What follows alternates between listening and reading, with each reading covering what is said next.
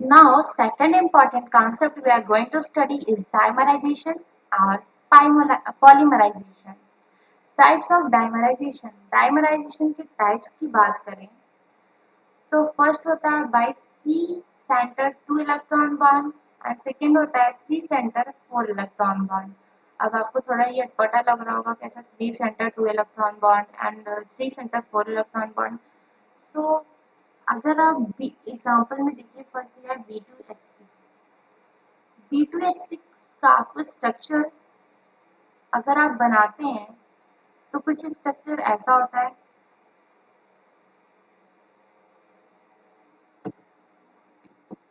And अगर आप BeCl2 का होल ट्वाइस का स्ट्रक्चर बनाएं दैट इज Be, तो स्ट्रक्चर कुछ ऐसा होगा.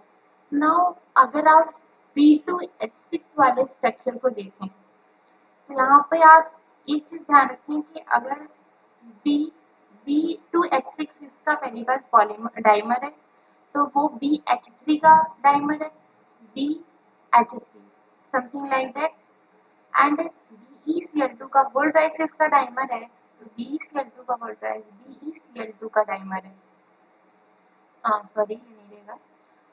यहाँ पे देखिए बोरॉन और हाइड्रोजन के बीच में कितने इलेक्ट्रॉन्स हैं. ये दो इलेक्ट्रॉन्स हैं. आप ऐसे लिख सकते हैं. एंड यही अगर इलेक्ट्रॉन ये दो इलेक्ट्रॉन तीन सेंटर के बीच में that is one is boron second is hydrogen and third is boron, इन तीन सेंटर या फिर तीन एटम के बीच में तीन एलिमेंट के बीच में ये दो इलेक्ट्रॉन वनली शेयर हो रहे हैं. So that type of bonding is three centre two electron bond. And यहाँ पे अगर आप देखें BeCl2 का होल ट्वाइस में तो BeCl2 में पहली बात यहाँ पे दो बॉन्डिंग है दो इलेक्ट्रॉन है. बट क्लोरीन के पास क्या है लोन पेयर है.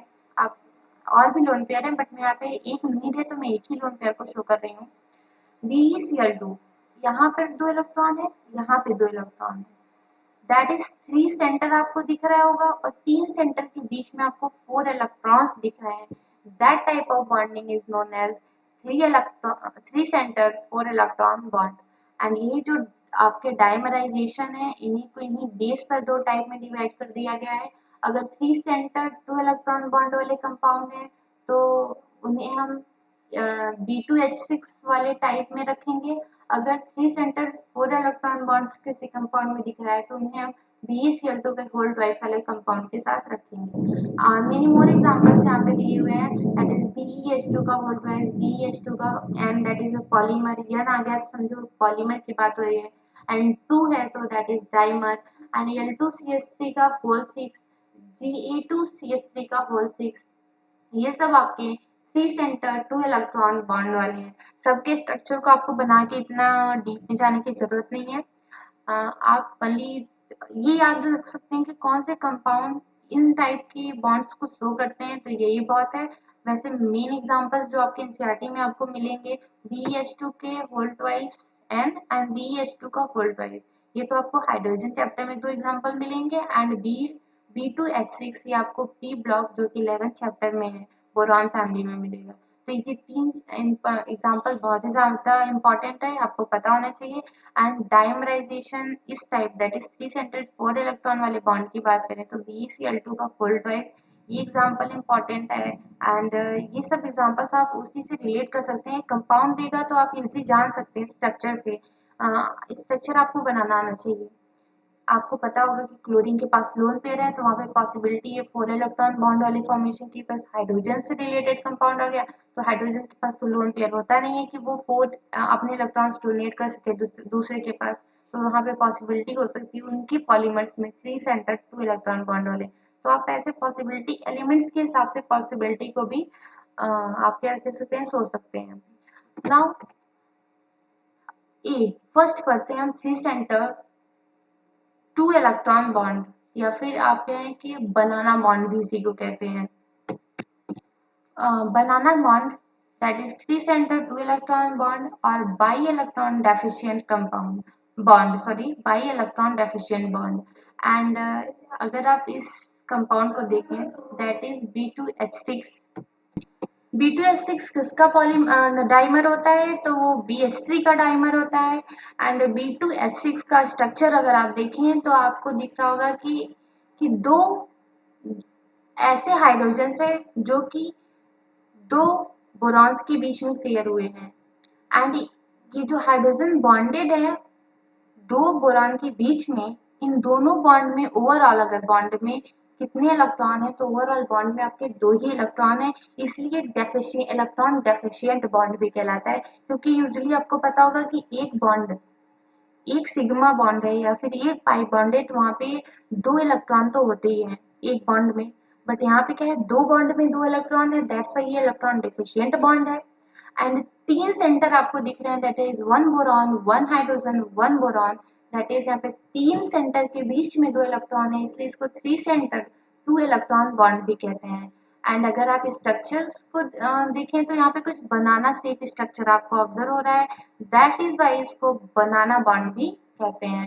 तो ओवरऑल आपने सब कुछ देख लिया किसको क्या कह रहे हैं। ये कंपाउंड आपके एनसीईआरटी में बहुत डिटेल्ड में एक्सप्लेन है, एंड एग्जाम में भी इस डायग्राम इस स्ट्रक्चर से क्वेश्चन आते हैं। तो इस स्ट्रक्चर से क्या क्वेश्चन अराइज होते हैं, तो फर्स्ट क्वेश्चन ये होता है कि आपको ये अल्फा बॉन्ड दिख रहा होगा, this bond which is formed between hydrogen boron and hydrogen, जो आपके ब्रिज हाइड्रोजन है उनकी उस हाइड्रोजन और बोरॉन के बीच में है। एंड जो फ्री हाइड्रोजन और बोरॉन के बीच में बॉन्ड है उसे हम बीटा बॉन्ड कह रहे हैं। तो यहाँ पे जो आपका बीटा बॉन्ड होता है, बीटा एंगल जो होता है, नॉट बॉन्ड, वो मोर होता है as compare to alpha. And जो आपका ये बॉन्ड लेंथ आपको दिख रहा है, that is x and y, तो यक्स जो होता है ज्यादा होता है वाई से। वैसे आप जितने भी ऐसे कंपाउंड देखेंगे इस शेप वाले, वहां पे आपको यही एक कॉमन चीज दिखेगा कि जो अगर अंदर वाले का एंगल ज्यादा, अगर बाहर वाले का एंगल ज्यादा, तो अंदर वाले का बॉन्ड लेंथ ज्यादा होगा। ये ट्रिक समझिए आप, वैसे आप याद कर सकते हैं। So alpha angle is less than beta. अभी ये नहीं याद कर लेना है कि alpha is less than beta और एग्जामिनर क्या क्या इसको अल्फा बना दिया इसको बीटा, तो ये नहीं करना है। यहाँ पे आपको पता होना चाहिए कि अल्फा कौन से बॉन्ड है, बीटा कौन सा है, दैट इज जो बाहर वाले हाइड्रोजन से बॉन्ड होगा वो बीटा है और वो ज्यादा है एज कम्पेयर टू अंदर जो बॉन्ड एंगल आपको दिख रहा है। एंड जो बॉन्ड लेंथ है फ्री हाइड्रोजन और बोरॉन के बीच में, वो लेस है as compare to the bridge hydrogen के बॉन्ड। एच बी आपको जो शो हो रहा है वो ब्रिज हाइड्रोजन है, एच टी आपको जो शो हो रहा है फ्री या फिर टर्मिनल हाइड्रोजन उसे आप कहिए। आपको ये स्ट्रक्चर यहाँ पे ज्यादा अच्छे से दिख रहा होगा, वैल्यू से कंपेयर करिए, वैल्यू मत याद करिए चल सकता है, बट आपको पता होना चाहिए कौन किससे ज्यादा है। वैल्यू याद करने के एज सच नीड नहीं है। नाइन, ये आपका जो एंगल है वो 97 डिग्री है एंड ये आपका 120 है, जिससे ये पता चल रहा है कि बाहर वाला एंगल ज्यादा है एज कम्पेयर टू अंदर वाला। एंड बॉन्ड लेंथ की बात करें तो ये आपको बॉन्ड लेंथ टर्मिनल हाइड्रोजन से जो बोरॉन और टर्मिनल हाइड्रोजन के बीच में जो बॉन्ड लेंथ है वो 119 pm है। एंड जो बोरॉन है और ब्रिज हाइड्रोजन है उसके बीच में जो बॉन्ड लेंथ है 134 pm है। तो आपको ये पता होगा कि ब्रिज हाइड्रोजन वाले का बॉन्ड लेंथ जो है वो ज्यादा है as compare to the terminal hydrogen से। ये स्ट्रक्चर एंड ये आपको जो आपका डेटा डेटा जो है वो मत याद करिए, बट आपको ये कंपरेटिव टाइप में क्वेश्चंस आते हैं तो वो आपको याद होने चाहिए। Two centre two electron bond अगर आप देखें यहाँ पर इस टर्मिनल हाइड्रोजन और इस बोरॉन के बीच में जो बॉन्ड है, ये दो सेंटर है और दो सेंटर के बीच में दो इलेक्ट्रॉन है। तो इस टाइप के बॉन्डिंग को हम two centre two electron bond कहते हैं। एंड इस कंपाउंड में ऐसे कितने ऐसे बॉन्ड हैं तो आप काउंट कर सकते हैं। एक तो ये आपका ये हो गया, second is this, third is fourth, आपको फोर ऐसे बॉन्ड्स मिले, that is two centre and two electron bond वाले। नेक्स्ट मूव करते हैं थ्री सेंटर टू इलेक्ट्रॉन वाले बॉन्ड की बात करें तो ये आपको three centre two electron bond पता है, ये ब्रिज हाइड्रोजन हाइड्रोजन के साथ जो है। एंड ऐसे आपको दो बॉन्ड मिल रहे हैं, तो ये भी एग्जाम में क्वेश्चन पूछता है। तो आपको ये पहले ही पता होगा तो वहाँ पे सोचने की ज्यादा नीड नहीं पड़ेगी, वैसे आप स्ट्रक्चर बना के भी इसको फाइंड कर सकते हैं। That is in B2H3 B2H6 there is four two center two electron bond and three center two electron bond is two only. Structure of diborane ये आपको एकदम शो हो रहा है कि ये पूरा प्लेन है, आपको ये पूरा प्लेन मानना है। एंड यहाँ पे जो दो बोरॉन के बीच में ये हाइड्रोजन है वो ब्रिज है, दैट इज वो प्लेन के एबव एंड बिलो है।